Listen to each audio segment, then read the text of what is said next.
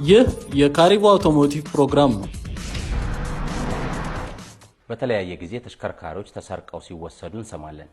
የእናንተ ድርጅት ደግሞ እንዳይሰረቁ እንከላከላለን፣ ከተሰረቁም በኋላ ማግኘት ይቻላል እያለ ነው።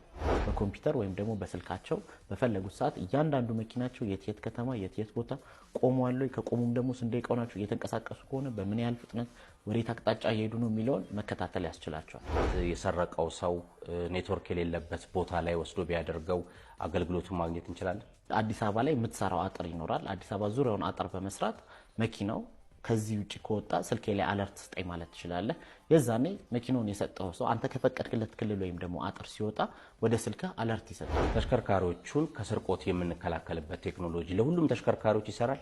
በተለይ አሁን በኤሌክትሪክ ኃይል የሚሰሩ ተሽከርካሪዎች፣ ዘመናዊ ተሽከርካሪዎች ወደ ሀገራችን እየገቡ ስለሆነ ከጂፒኤሱ ጋር አብሮ በቅርቡ ድርጅታችን የሚጀምረው ጂፒኤስ ኢንጂን ሎክ እና እንዲሁም ደግሞ ካሜራ ላይቭ ካሜራ ነው የሚሆነው። በስልክህ አሁኑኑ መኪናው ላይ ያለውን መከታተል ያስችላል። የድርጅታችን ቴክኒሻኖችን በሚገጥሙበት ጊዜ ሁል ጊዜ የተለያየ ቦታ ላይ በቀላሉ የማይገኝ ቦታ ድብቅ ቦታ ተደርጎ ነው የሚገጥመው።